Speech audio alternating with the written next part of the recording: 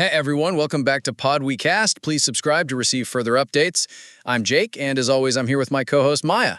Today, we've got an enjoyable and spicy topic. How's it going, Maya? Hey, Jake. I'm excited for this one. Hi, folks.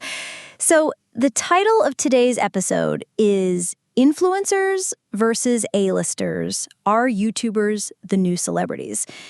Honestly, just saying that out loud makes me feel like we're about to compare two different species of fame, like two other animals in the wild habitat of pop culture. Lion versus tiger, old Hollywood versus new internet, that vibe. Exactly. It's like a celebrity showdown. We're talking about movie stars, rock stars, and top athletes, the classic A-list celebrities versus YouTubers, TikTokers, and streamers, the digital influencers taking over our feeds. Who's more influential nowadays? Who do people admire more? And seriously, could a kid from YouTube be as famous as a Hollywood movie star? It's wild, but it's happening. I mean, we live in a time where a guy like MrBeast, who got famous for giving away money and doing crazy stunts on YouTube, can earn more in a year than a lot of Hollywood actors. No studio backing, no blockbuster film, just him and his YouTube channel. Right. MrBeast, real name Jimmy Donaldson, reportedly made about $54 million in 2021 alone from his YouTube videos and ventures. $54 million. That's wild. That's the kind of paycheck you'd expect from an A-list movie star doing a couple of big-budget films. And he did it by posting videos on the internet of himself doing things like giving away a private island or spending 50 hours buried alive. And it's not just the money. MrBeast reach is unbelievable. His YouTube channel has nearly 400 million subscribers this year, if you count all his international and spin-off channels. That's like Super Bowl audience numbers, on demand, anytime he uploads. To put it in perspective, he has more subscribers than the entire population of the United States. It's wild. When you see stats like that, you wonder if these YouTubers are the new mainstream celebrities for younger generations.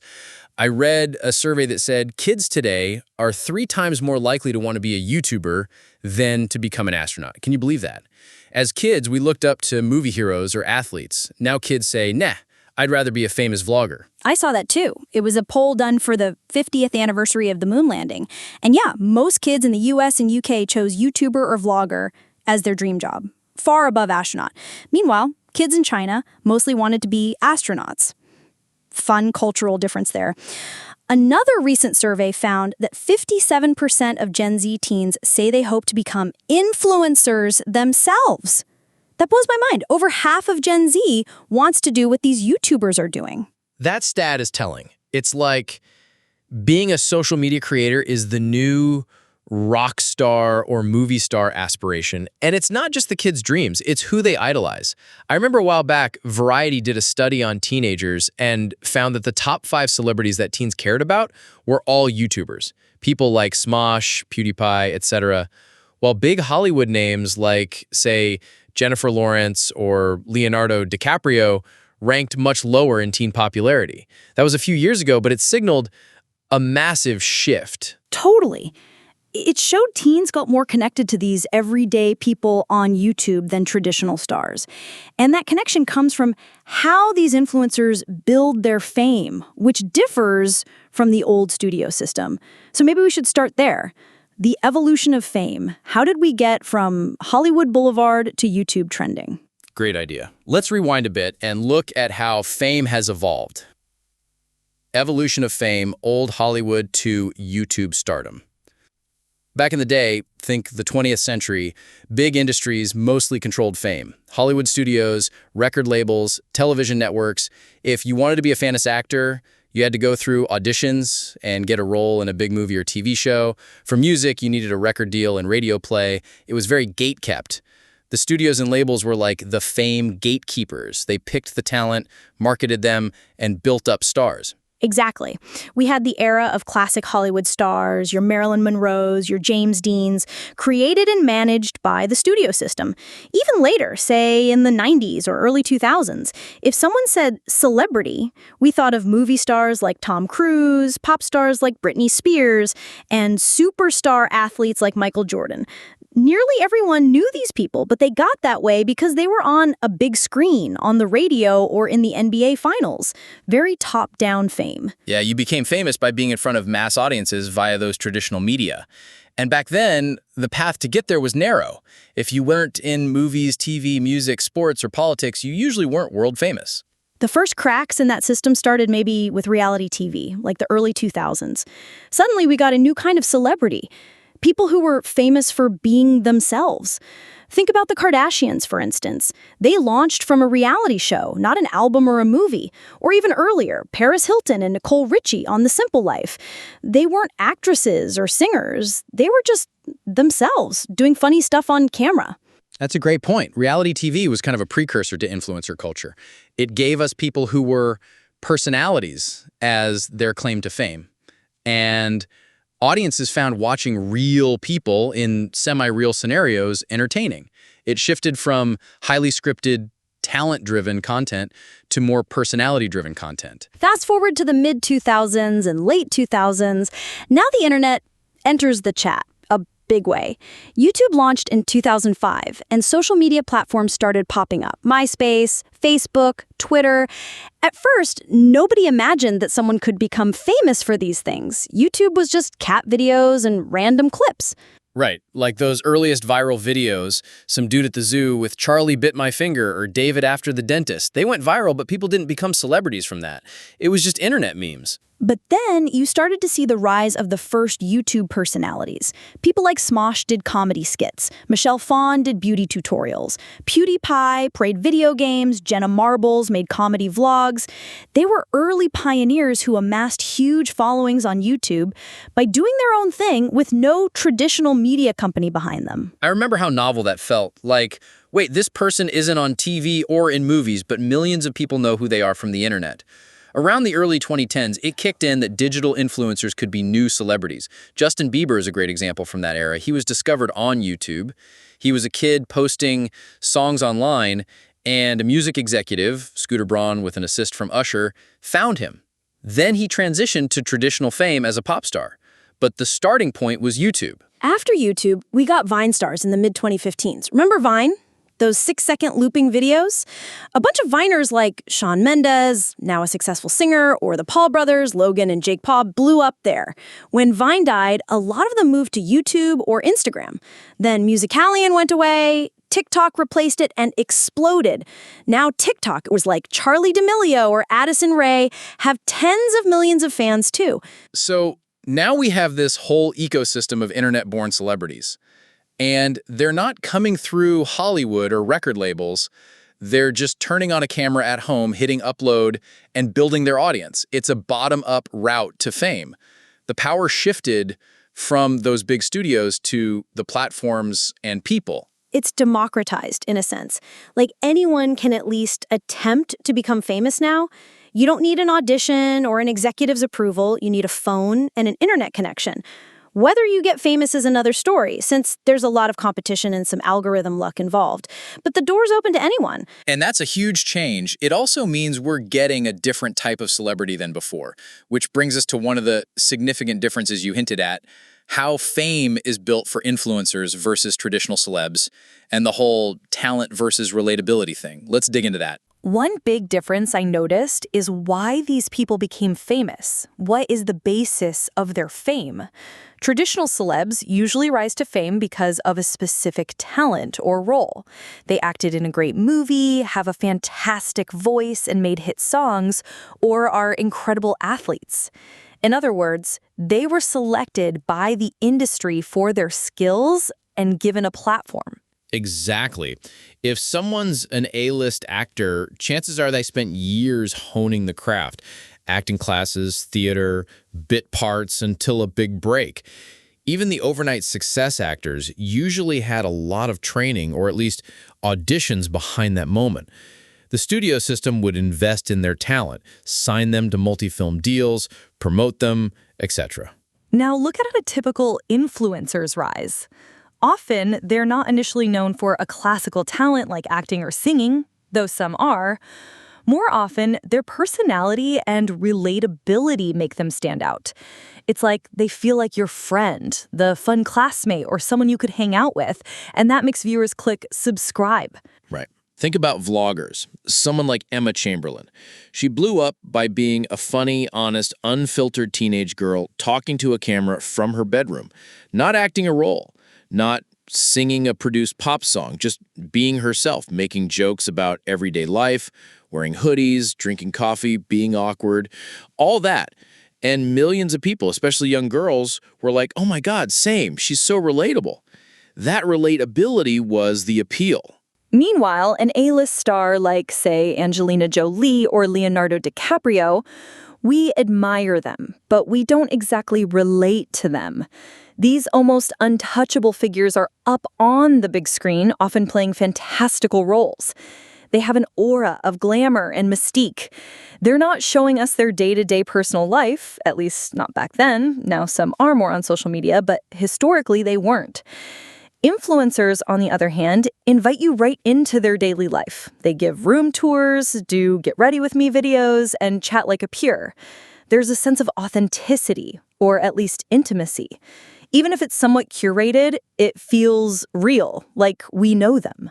That's huge. I mean, there's this term parasocial relationship where viewers feel like they have a friendship with the influencer, even though it's one-sided. I think that's stronger with YouTubers or TikTokers. If you watch someone's 20-minute vlog daily, you might feel closer to them than a movie star you see in one film every 2 years. There's also the feedback loop. Influencers interact with fans in comments, on Twitter or Instagram. They'll respond to people, take their suggestions, and maybe even collaborate with fans or smaller creators. That two-way interaction is not something you'd typically get from a Hollywood star, aside from maybe autographs at a premiere or a PR-controlled Twitter Q&A. Another difference, the algorithm versus the casting director. This is a fun way to look at it. In Hollywood, someone in power, a casting director, producer, etc., decides, I'm going to put this new actor in my film and make them a star. With online platforms, it's more like the algorithm, and the audience collectively decides who blows up. The YouTube or TikTok algorithm might suddenly recommend your video to millions if it detects folks love it. You can go viral overnight if the algorithm gods smile on you. It's somewhat random and meritocratic in a different way. Sometimes talent rises, like truly funny or skilled creators do gain a following. But sometimes someone goes viral for the weirdest reason, like a random dance or a meme, and boom, they're famous for at least 15 minutes. You don't see that in Hollywood. Nobody accidentally casts a random person in a blockbuster for one scene, and they become on the A-list overnight for dancing funny. Yeah, right, exactly. The flip side is that algorithm-driven fame can be fleeting if you don't keep people's attention. With a movie star, even if they have one flop movie, they often get second chances, especially if they've built a reputation. An influencer could be a one-hit wonder meme if they don't follow up well. That's true. Sustaining that fame requires a different skill set. Successful influencers learn to engage and adapt constantly, almost like their personal marketing team. They're individual entrepreneurs running a content business that is them. And one more thing on talent versus relatability. It's not that influencers don't have talent. Many like great comedic timing, editing skills, and creativity, or they might be talented in a niche like makeup, gaming, etc. But they typically aren't trained by an institution in their field. They're self-taught, and their content style is often more rough around the edges, especially in the early days. Meanwhile, an actor or singer usually has gone through a lot of formal training or on-the-job training to polish their craft for mass media. A YouTuber's early videos might be filmed on an iPhone with no production budget. It's authentic, but not polished. Compare that to a debut single from a new singer under a record label. Even if they're new, the song will be professionally produced, auto-tuned, and their image carefully managed. Interestingly, some younger audiences prefer the lo-fi, authentic feel. They might say, I trust this person more, they're real, not manufactured. There's sometimes skepticism towards celebs as being too polished or fake, whereas an influencer who overshares feels more genuine. Right. Trust is enormous. So many brands nowadays want to work with influencers. A study said teens trust YouTube stars more than traditional celebs for recommendations because YouTubers built that relationship through casual, honest communication.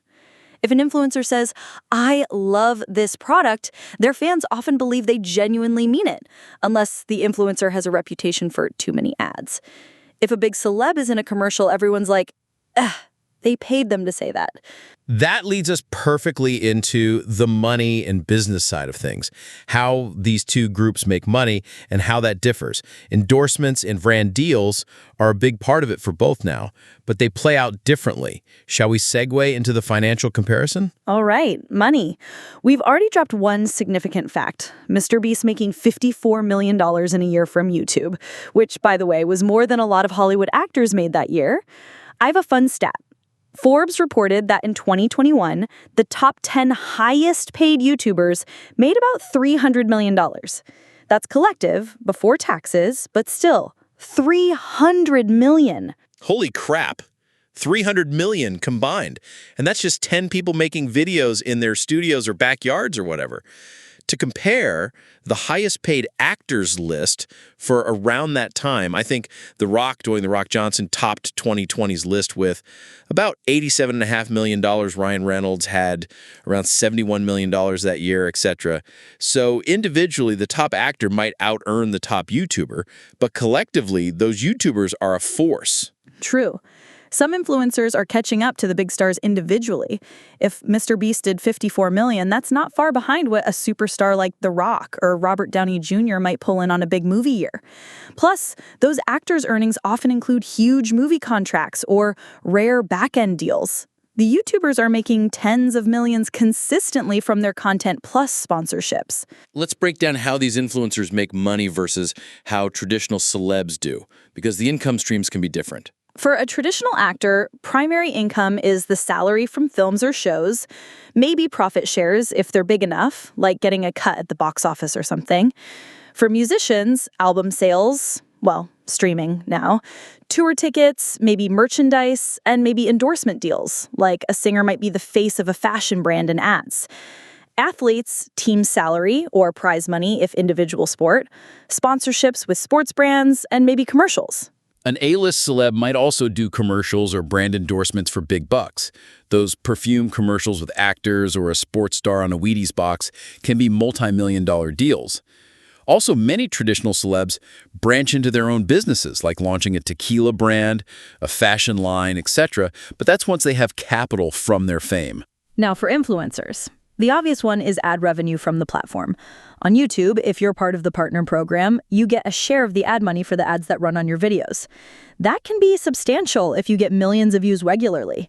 It's how someone like PewDiePie or Markiplier made their living early on. Twitch streamers get subscription revenue, bits, etc. But often the brand deals and sponsorships eclipse the ad revenue for big creators. A sponsored video can pay an influencer tens or hundreds of thousands of dollars if they have a big audience. Brands will pay to have the influencer integrate or shout out their product because they know the influencer's audience is engaged. Exactly. You'll hear a YouTuber say, "This video is sponsored by," and that paycheck might be bigger than their YouTube ads that month, depending.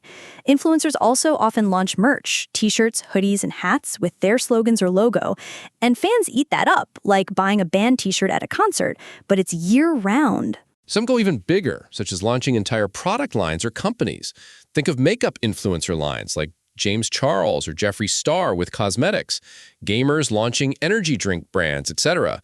They effectively monetize their brand. There's also stuff like affiliate marketing. They get a cut if their fans buy things through their links, Patreon or membership programs for exclusive content directly funded by fans, which is a new thing. You wouldn't see people directly paying Brad Pitt a monthly subscription for bonus content, laughs, but they will for their favorite YouTuber. Some go even bigger, such as launching entire product lines or companies. Think of makeup influencer lines like James Charles or Jeffree Star with cosmetics, gamers launching energy drink brands, etc. They effectively monetize their brand. the variety of revenue streams is quite entrepreneurial. Influencers are often diversifying like crazy, partially out of necessity because algorithms can change and demonetize them anytime. So they don't want to rely on just YouTube AdSense or just TikTok's creator fund, which frankly pays peanuts in TikTok's case. Meanwhile, a traditional celeb's income might be huge per project, but less frequent sources. An actor might do 2 movies yearly and 1 big endorsement deal. They're not typically hawking new merchandise every week or doing shout-outs, though some do lots of commercials, especially overseas. Cough and those weird Japanese commercials big stars do under the radar. One interesting crossover, A-listers have also started to realize the value of personal brands. Many have launched businesses on the side, like the countless celebrity beauty brands, Rihanna's Fenty, Selena Gomez's Rare Beauty, etc. They've seen the influencer model of, I have followers, I can sell something directly to them, and they're doing that too. But often those come after they're famous via traditional route. What's unique with influencers is that the business is usually built into their rise. For example, a YouTuber hitting 1 million subs might immediately drop a merch line because their fans want that connection, and they can monetize that community feeling. Let's throw in a real case. Addison Rae, she's a TikTok star, but fits our influencer side. At 20, after dancing on TikTok and getting tens of millions of followers, she signed a multi-million-dollar deal with Netflix to star in movies. I read that this multi-picture deal Addison got rivals any major A-lister's deal at Netflix in terms of money. Netflix paid her comparable to what they pay established actors because they know she brings a built-in young audience. That's a substantial financial crossover moment. That's a great example. Addison Rae got a Hollywood contract because she was an influencer first, and that contract was worth millions. Hollywood values these social media stars on par with traditional stars, at least for specific projects aimed at younger viewers. And Addison's not alone. Look at Charlie and Dixie D'Amelio, TikTokers who got a reality show on Hulu and tons of brand deals. Charlie partnered with Dunkin' Donuts on a drink because she always promoted their coffee. It drove so much sales. Or YouTuber David Dobrik had a deal with Discovery Plus to host a show, plus lots of sponsorships. Though his momentum stalled after some controversies, we'll get to that later. Even those who haven't signed Hollywood deals are making bank. Like a top video game streamer on Twitch or YouTube, say someone like Ninja at his peak, he reportedly got a $20 to $30 million payout to move from Twitch to Mixer, which is a streaming platform Microsoft briefly ran. He also has huge sponsorships with gaming brands. That's comparable money to what a top NBA player might earn in a year. It's mind-blowing. The economics of fame has shifted to where an internet personality can generate revenue streams previously only accessible to big entertainment companies. And they often have higher profit margins, too, because it's just them and maybe a small team, not a whole studio of thousands of employees. Though, to be fair, some influencers run large operations behind the scenes. MrBeast, for example, his videos are so elaborate now, like recreating Squid Game with 456 participants, or his crazy challenge videos. He has a whole production team, multiple channels in various languages, and he's running businesses like MrBeast Burger and a snack brand. He's a media company unto himself. True, he's like the influencer turned mogul model. And speaking of moguls, it reminds me, the Kardashians, who we mentioned as early reality stars, have also mastered influencer-style monetization. Kylie Jenner, technically a reality star turned influencer, became a billionaire in her early 20s from her direct-to-consumer makeup line. That's very influencer-ish, though she also had the reality show platform. So yeah, financially, influencers have shown they can bring in serious money, sometimes equal to or exceeding traditional celebs, but it's not always apples to apples.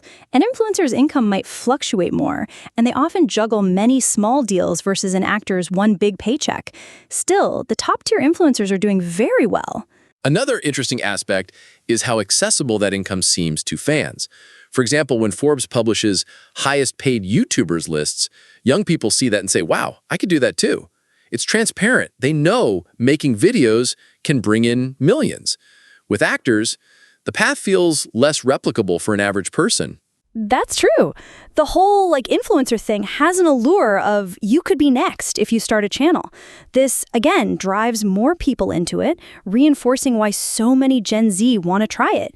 Of course, the reality is only a tiny fraction hit those multi-million earnings, but the possibility is tantalizing and out there in public view. All right, money-wise, we see both are lucrative, but influencers are proving they're not second class in earning potential. Now, what about the cultural impact and public perception side? Who holds more sway over the culture right now? Is it the old school celebs or the new wave influencers? And how do people perceive them differently? Good one. Let's jump into that because being famous isn't just about money. It's about influence, hence the word influencer. Culturally, we've touched on how younger audiences often feel a stronger connection to influencers. Let's talk about role models. When kids and teens are asked who their heroes or inspirations are nowadays, you often hear names like YouTubers or streamers pop up, along with or even instead of traditional celebs. There was that Variety survey we mentioned where teens ranked YouTube stars above big Hollywood names in terms of relatability and overall popularity. That was a few years ago when those YouTubers were like the Fine Bros, etc. If you did that today, I suspect names like MrBeast or maybe YouTuber turned rapper KSI or Twitch streamer like Pokemon might be influential figures for many teens. Meanwhile, many of those names might be drawn up blankly for older generations. My mom probably doesn't know who MrBeast is, but she knows Tom Cruise or Beyoncé. So there's a generational divide in who is a celebrity to you. Totally. If you ask a 50-year-old who the most prominent celebrities are, they'll list movie stars, TV hosts, and singers. If you ask a 15-year-old, they might list some singers and a bunch of YouTubers or TikTokers. They might say, oh, Charli D'Amelio is super famous. And the 50-year-old will go, who? I've never heard of him. They might not even know Charli is a girl. Laughs. We're at this interesting moment where fame is a bit siloed by the audience. Influencers can be super famous in their niche. For example, a streamer like Ninja or PewDiePie is an icon among gamers, but someone outside that niche might not know them at all. Meanwhile, traditional celebs from the pre-internet era tended to have broader household name recognition across demographics.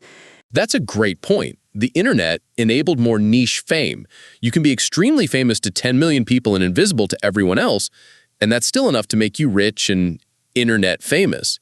The mainstream celebs of the past had to appeal to tens of millions at once via TV or radio to reach that level. So one cultural impact question: who do people look up to more these days? Anecdotally, I see teens dressing like their favorite influencers, using slang or catchphrases from them, and buying products they launch. They're trendsetters. When Emma Chamberlain wore a particular style of jeans or sunglasses in her vlogs, boom, it became a trendy trend for her fans. Gamers might emulate their favorite streamers' setup or phrases. For example, if a popular YouTuber is into a particular video game or snack, their fans flock to that. It reminds me of the older days when a celebrity endorsement could sell things, but influencers do it in an organic, peer-like way. Another aspect is activism and causes. Traditional celebrities have long used their fame to speak on issues. Think Live Aid concerts, UNICEF ambassadors, or more recently, actors at award shows talking about politics. Now, we see influencers also taking up causes, sometimes effectively mobilizing their young audiences. Yeah, look at something like Team Trees or Team Seas. Those were campaigns started by YouTubers MrBeast and Mark Rober. They rallied YouTubers and fans to raise money to plant millions of trees and clean up ocean trash. They raised $20 million for trees and $30 million for ocean cleanup. That's huge. That's on par with big charity telethons celebrities do. But it was done via YouTube and Twitter, not network TV. Excellent point. It shows these digital communities can be harnessed for real-world impact. Fans feel a direct connection. MrBeast wants to plant trees, I'll donate. They might be more skeptical of a generic charity plea on TV, but it feels personal when their favorite YouTuber asks. On the flick side, the cultural reach of traditional Hollywood is still massive when it hits right, like a Marvel movie or a World Cup soccer star. Those still command truly global attention that a single influencer might not. Even the biggest YouTube video's reach might pale compared to the World Cup final viewership or a global Netflix hit. True. Mainstream celebs still dominate things like prestigious awards, Oscars, Grammys, and big cultural moments, even if ratings are down. Also, historically, things like the Met Gala, like the Oscars of fashion, were all A-listers and fashion icons. But here's a fun fact. Now, even that is mixing. They had YouTubers and influencers at the Met Gala in recent years.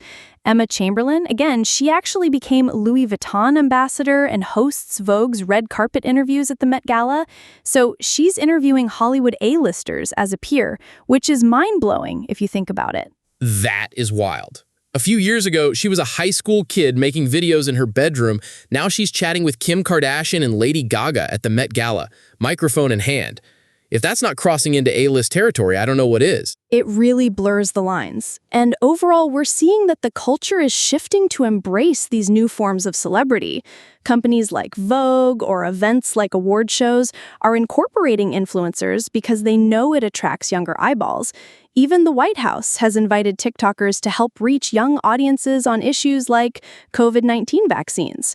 There's recognition that these influencer folks have pull. Absolutely.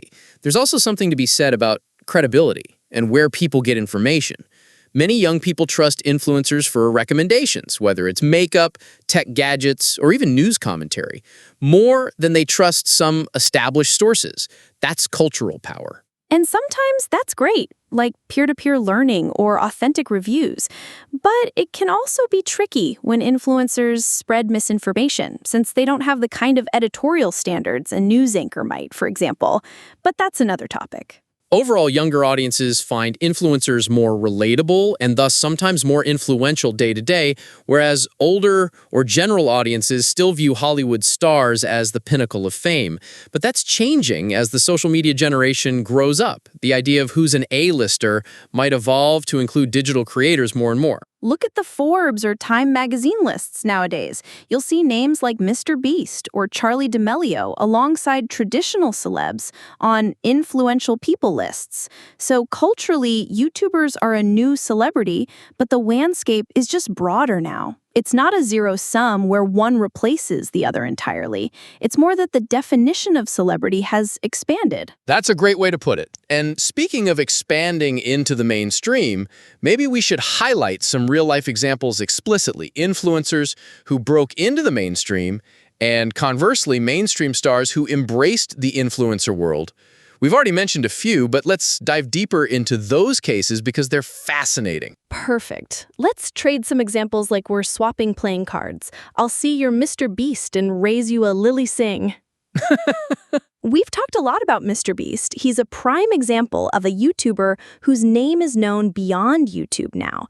He hasn't starred in movies or anything yet, but he's done mainstream press, and honestly, his stunts get as many eyeballs as a blockbuster. I remember when he recreated the Squid Game in a YouTube video, it got over 100 million views in a week. That's Super Bowl level reach. And he's good on talk shows. Magazines have written about him. Everyone from elementary school kids to even older folks who read about him in the news knows the concept of a YouTuber giving away money. He's almost a folk figure. The guy who gives away money for clicks, which is simplifying, but you get it. Then there's Emma Chamberlain, who we just mentioned. Starting as a YouTuber in 2017, by 2019, she's collaborating with luxury fashion brands, and by 2021, she's literally interviewing A-listers at the Met Gala red carpet for Vogue.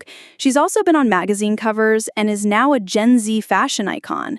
That's a pretty full crossover into the mainstream cultural scene without having a TV show or movie of her own. Another one, Lilly Singh.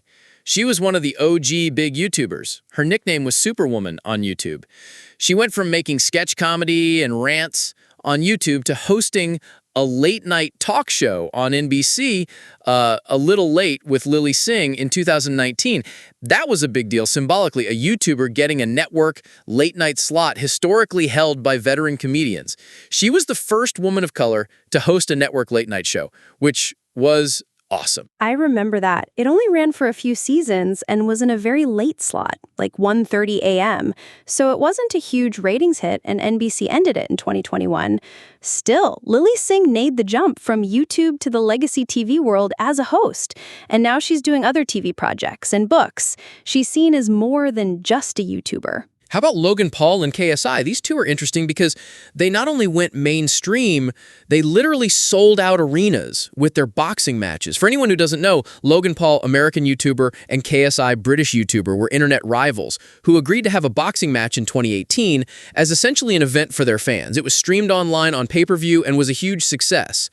Then Logan Paul even fought Floyd Mayweather, one of the greatest boxers ever, in an exhibition in 2021, a massive media event. SportsCenter was talking about it, not just YouTube channel. That's a great example of influencer clout transcending into a different sphere.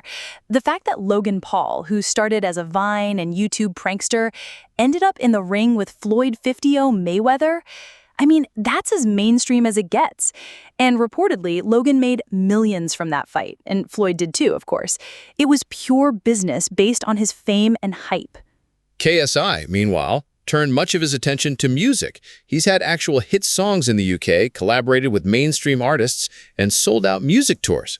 Plus, he and Logan co-founded Prime, a sports drink, which got so popular, it sold in major stores and even became the official drink of a UFC fighting organization. That's a business usually celebrity athletes do, not YouTubers. We're seeing YouTubers doing everything traditional celebs do, releasing music, starring in movies, launching brands, and audiences are receptive if they already love them. Of course, not every attempt works. Some influencer movies or albums have been cringeworthy or flopped. Not everyone can transition mediums successfully. True. For example, YouTuber Shane Dawson made a movie years ago, Not Cool, 2014, through a Starz reality project, and it got panned. Or that whole genre of influencer movies in the mid-2010s, like Smosh the Movie, Fred the Movie, from a Nickelodeon collab. They weren't exactly Oscar material. They mainly appealed only to their existing fans. Addison Rae's acting debut in He's All That on Netflix got mixed reviews. Critics weren't kind, though her fans watched it. So Hollywood is experimenting, but not all influencer crossovers are home runs critically. Still, the fact that these crossovers are happening so frequently is telling. It's no longer weird for a casting announcement to be TikTok star cast in a movie, or YouTuber gets TV development deal. It's becoming normal. On the flip side, we have A-list celebrities embracing digital platforms to stay relevant or reach fans. A great example is Will Smith. Here's a guy who's as A-list as it gets, a huge movie star for decades. And around 2017 or 2018, he decided to start a YouTube channel and Instagram, and he went full tilt into it. Will Smith's YouTube channel is so fun. He was doing vlog-style videos, challenge videos, story times, high production stuff, but with a very YouTuber vibe. I think within the first year, he got over 9.5 million subscribers. By now, it's over 10 million. And he wasn't just using it to drop movie trailers. He was genuinely making unique content. Like, he did a video bungee jumping out of a helicopter over the Grand Canyon for his 50th birthday with help from a YouTube group, Yes Theory. It became a huge live-streamed event. He basically showed how a celebrity can adapt to the digital creator style, doing viral challenges, collaborating with YouTubers, showing his family in vlogs, and fans loved seeing that more candid side of Will. It humanized him beyond just Men in Black or whatever. Another one is Jack Black. He launched a YouTube channel called Jablinski Games in late 2018, essentially for fun, with his son helping him. He posted like goofy videos, supposedly about gaming, though at first it was more random vlogs with a gaming theme joke.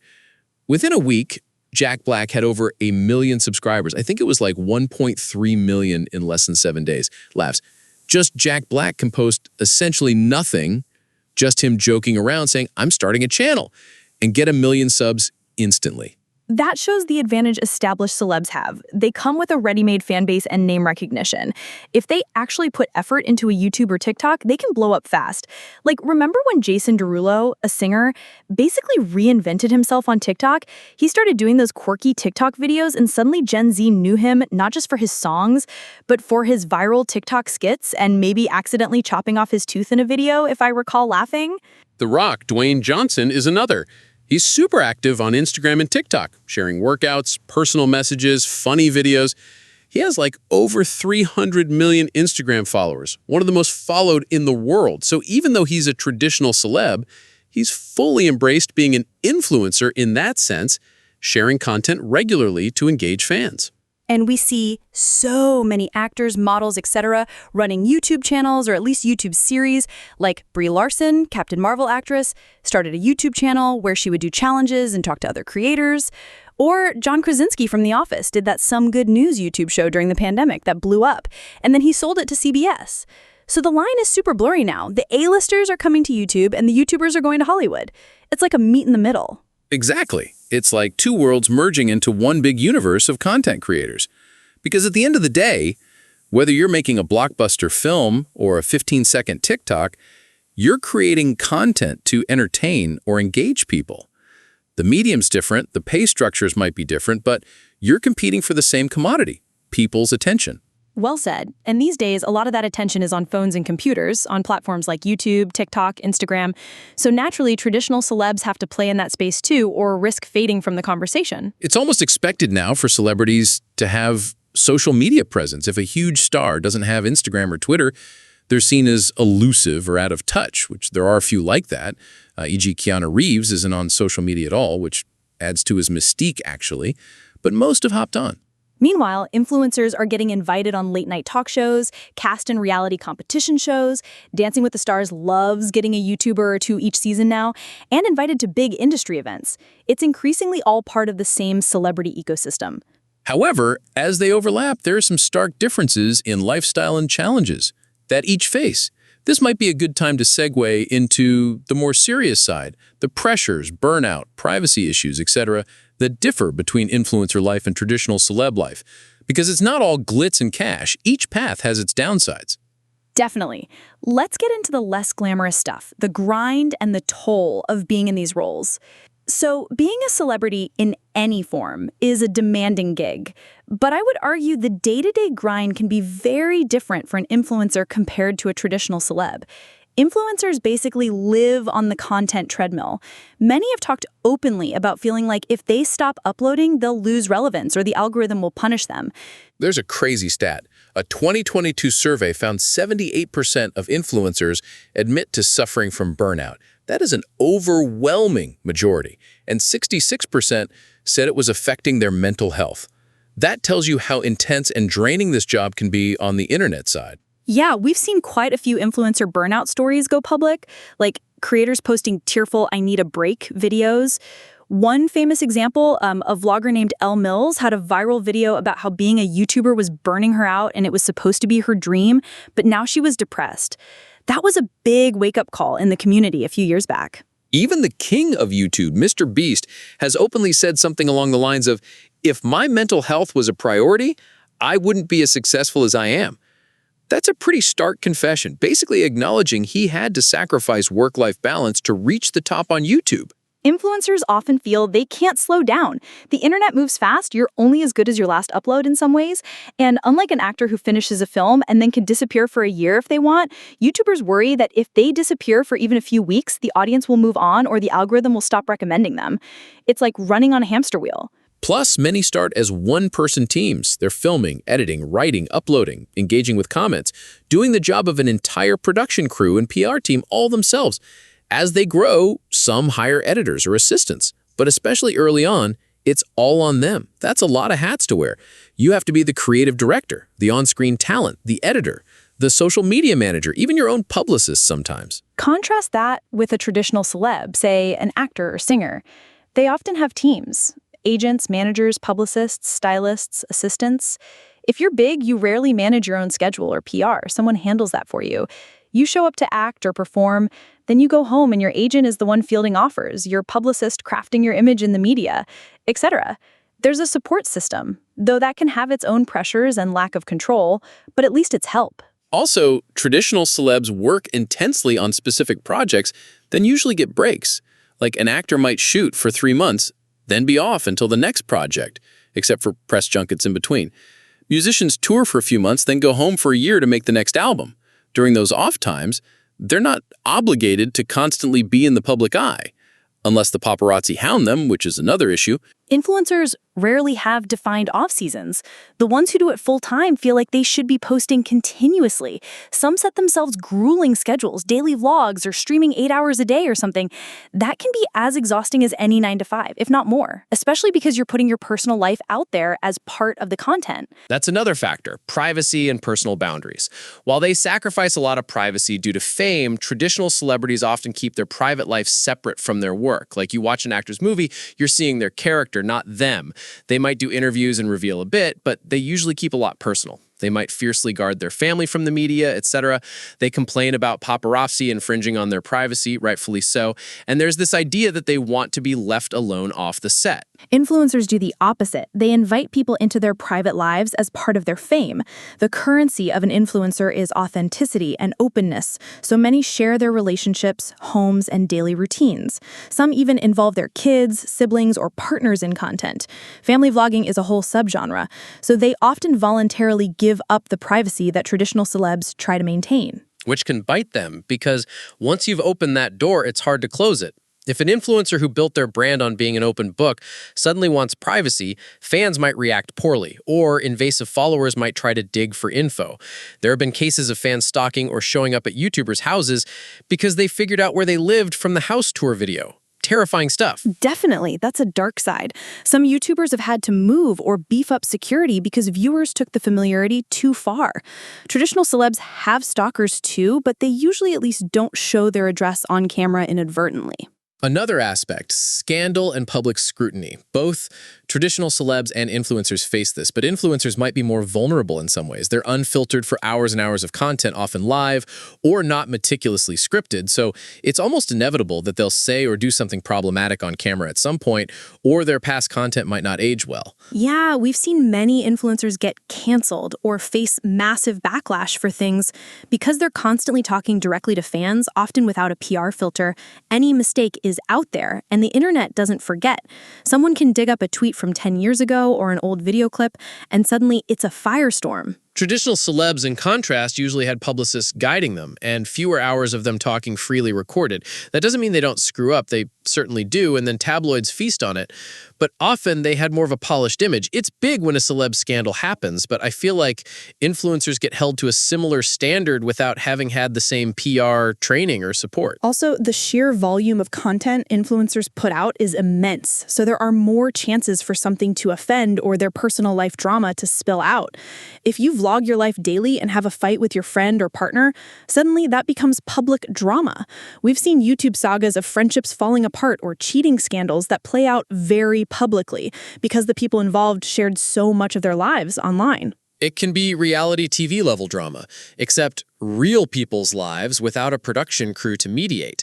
That can be very emotionally taxing for the influencer. They are living in a fishbowl by choice. Burnout can also come from the pressure to stay relevant. The internet's novelty hunger is ruthless. An influencer might feel they must constantly up the ante, crazier stunts, more personal revelation, higher production, to keep people's attention. That pressure can lead to dangerous behavior or just plain exhaustion. Traditional celebs feel the pressure too, like an actor worries about staying in demand, a pop star worries about staying on the charts, but they're not typically outputting content weekly. They rely on big splash projects and a good PR cycle. They might reinvent their image every album cycle, whereas influencers are reinventing on the fly constantly. And let's mention burnout from platform changes too. Social media platforms can change algorithms or policies, and suddenly an influencer's hard work takes a hit in reach or income. The lack of control is stressful.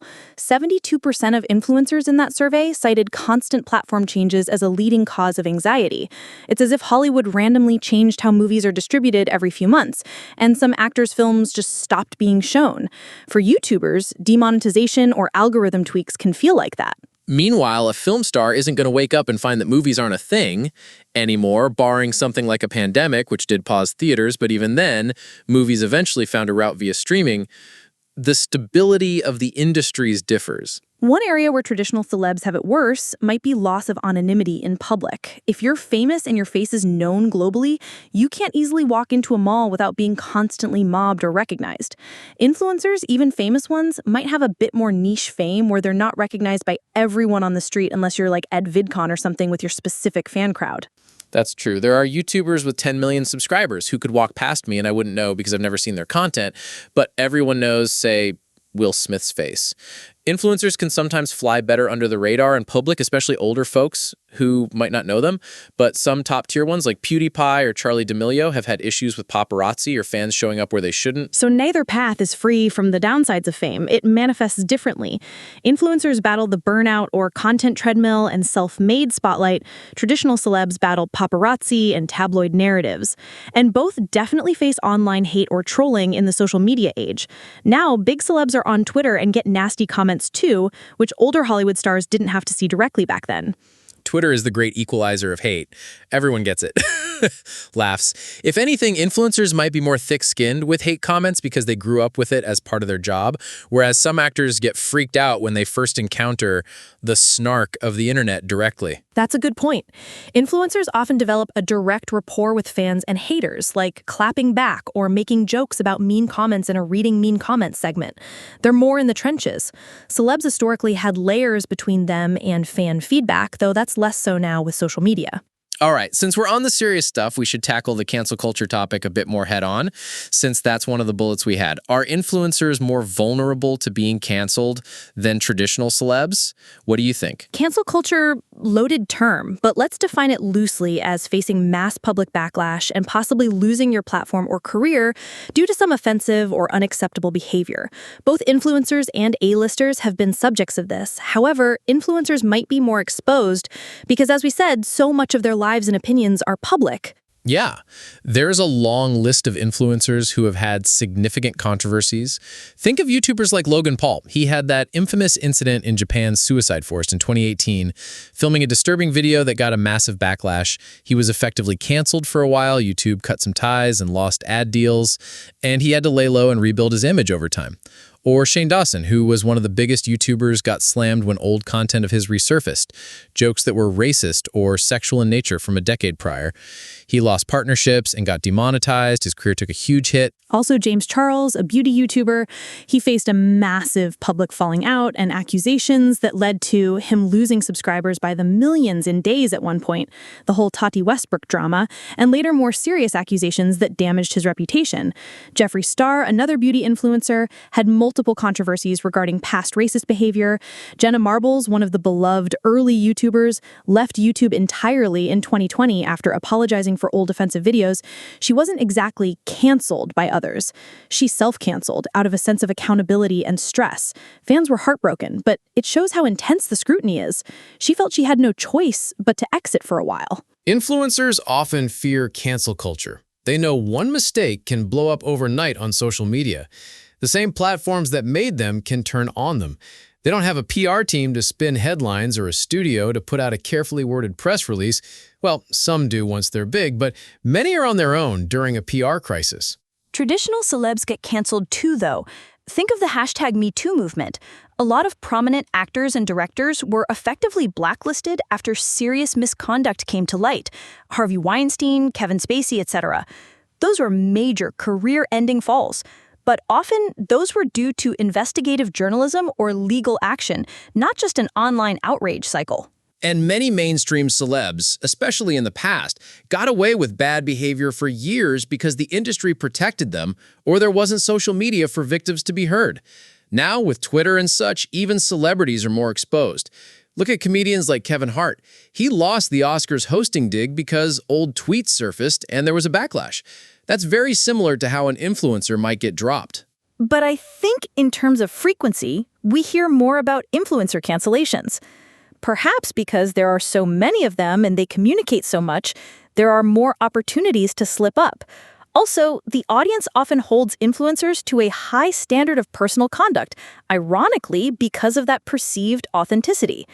Fans can feel especially betrayed if an influencer who seemed like a friend or a role model does something wrong. That's a good point.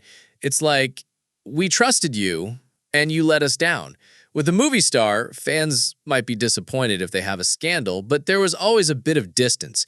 They were an idol on a pedestal. With influencers, fans sometimes invest personal feelings into supporting them. So when an influencer is exposed for, say, making racist jokes in old videos, fans can turn very fast and feel personally hurt. Also, the platforms can directly punish influencers. YouTube can demonetize your channel, like they did to Shane Dawson and others temporarily, which is like cutting off your income. There's no switch to flip for a Hollywood actor to stop them from acting, unless every studio agrees not to hire them, which is a slower collective process.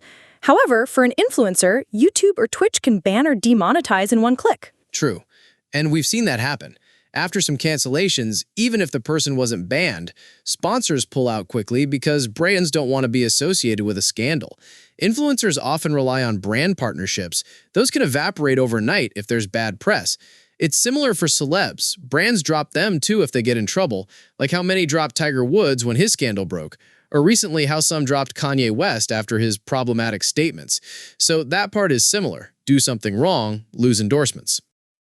One difference: traditional celebs sometimes have more institutional support or the ability to lie low and then make a comeback once things cool down. An influencer's platform might be their own persona's constant presence, so it's hard to lay low without completely disappearing. And if they disappear too long, their career might be over anyway. Some do attempt comebacks. Logan Paul surprisingly rehabilitated his image quite a bit by diversifying into podcasts and boxing and maturing in the public eye. Others, like Shane Dawson, have slowly returning in a lower-key way after time passed. So it's not that cancellation is always permanent for influencers, but it can be very swift and brutal in the short term. For sure, and cancel culture itself has nuance. Not every backlash is warranted or proportional, and there's debate on that. But it's definitely something influencers worry about. Many now proactively clean up old posts, issue preemptive apologies, or are very careful because they know a tsunami on social media can come out of nowhere. Even if not entirely canceled, influencers endure a near constant level of criticism and drama. Fans online will call them out for the most minor things, like, "You sounded kind of rude in this vlog. Have you changed?" Or, "Your joke in that video was problematic." They're under a microscope. With celebs, you might see tabloids or critics talk about them, but they might not read and react to them daily, whereas influencers are often directly plugged into the feedback. So in summary, on cancel culture, both groups can face it, but influencers operate in an environment where one wrong tweet or old video can ignite a firestorm among the very online crowd. While Hollywood folks historically had some buffer, though that's eroding now in the social media age. Exactly. It's a high risk with a high reward being an influencer. You get the creative control and direct fan relationship, but you also take on all the risk personally, whereas an actor shares the risk with their studio or team, but also has less control. Well put. That could be a good segue into the final stretch of our discussion. What's the future here? Will these two worlds keep merging? Will one overshadow the other? What's our prediction? Will Hollywood adapt or fade in the face of influencer culture? And are YouTubers truly the new celebrities moving forward? Yeah, let's crystal ball this situation. So, looking ahead, the lines between influencer and traditional celeb will likely continue to blur. I don't think Hollywood is going to fade away entirely anytime soon. Big movies, prestige TV, and superstar athletes aren't going anywhere. But Hollywood is certainly adapting. We already see Hollywood adapting by integrating influencers, casting them, using them for marketing, having them appear on talk shows. I can imagine this going further. More movies are led by influencer-turned-actors as they refine their acting skills, or studios creating projects specifically around digital stars to draw in their fan bases. There could be a future where the biggest summer blockbuster is headlined not by a traditionally trained actor, but by a guy or girl who got famous on YouTube but has 100 million fans. And audiences will show up because they know that person from online.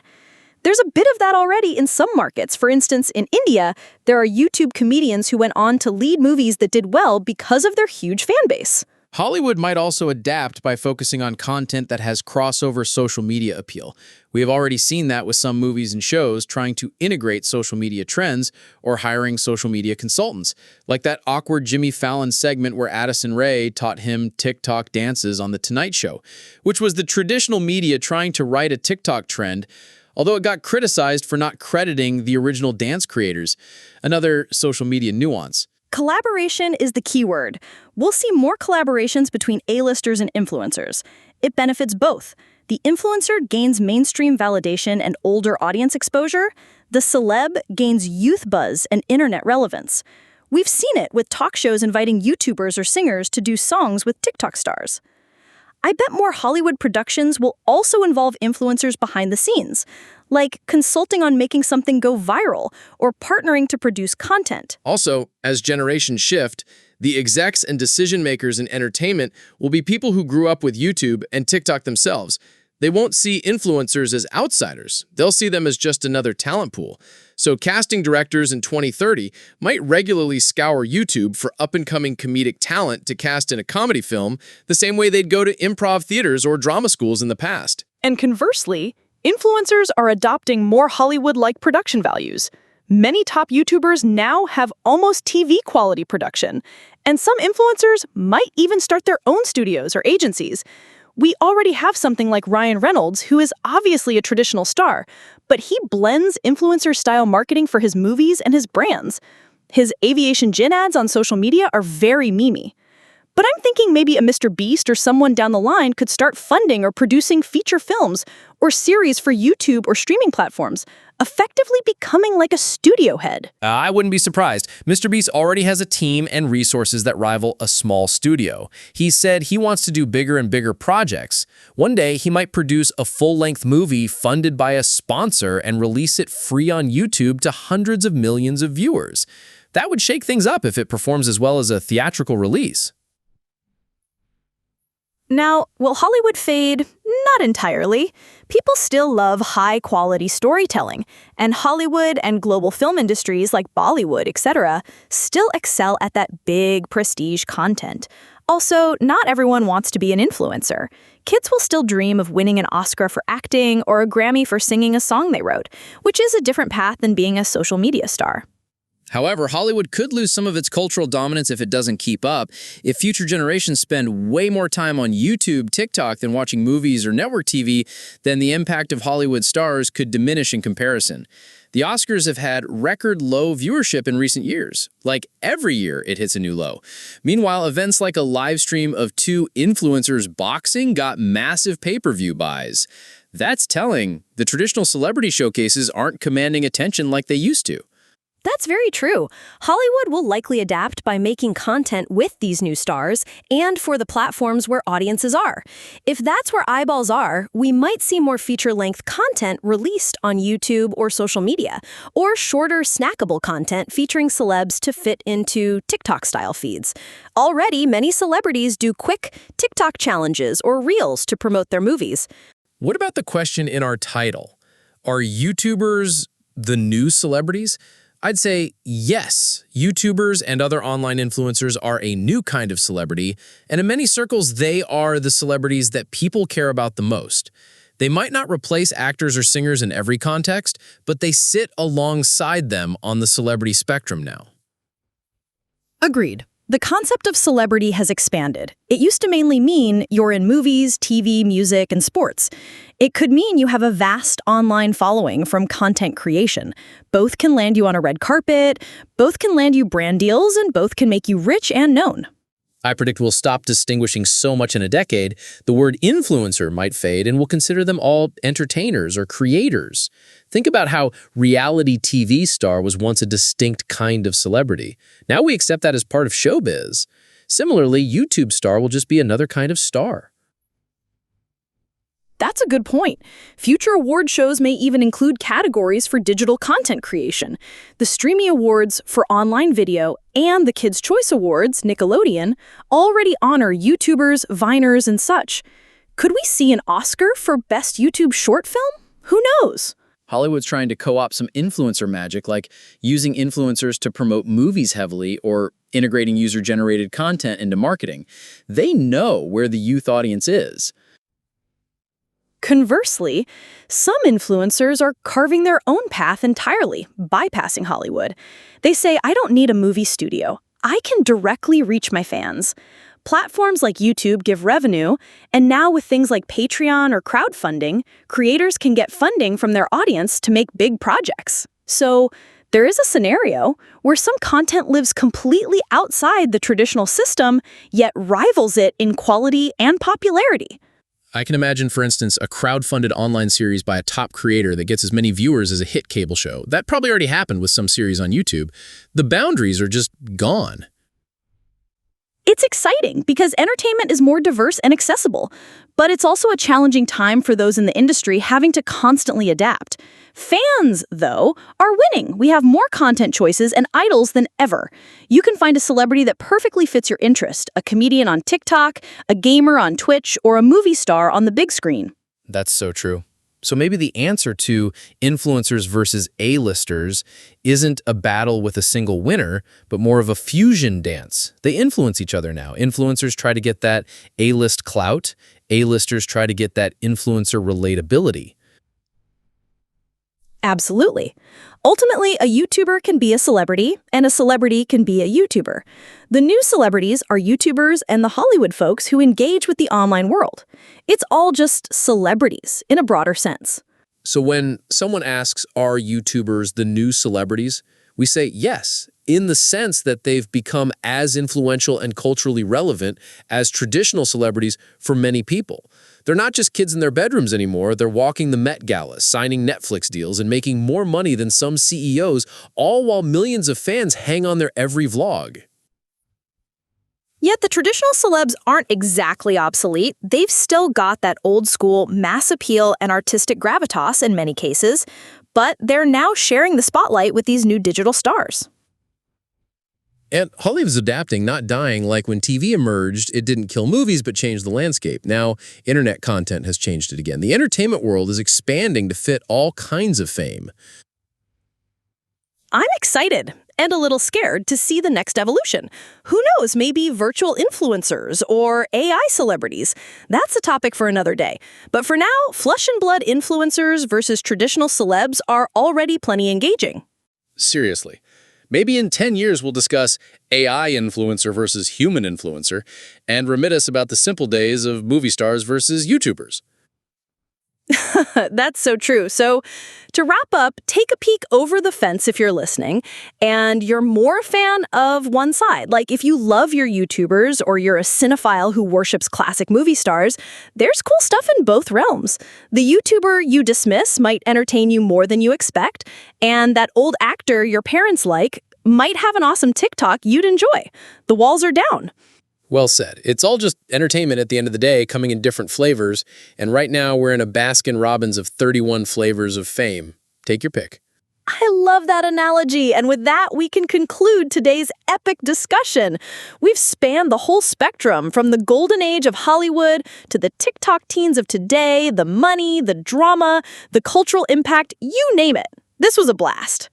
Definitely. I had a great time. 2 hours flew by like a binge watch of a good Netflix series or a marathon of YouTube videos to keep it on theme. Chuckles. We hope you all enjoyed this conversation as much as we did. If you did, maybe give us a rating or share the podcast with a friend, whether they're Team A-list or Team Influencer. Spread the word.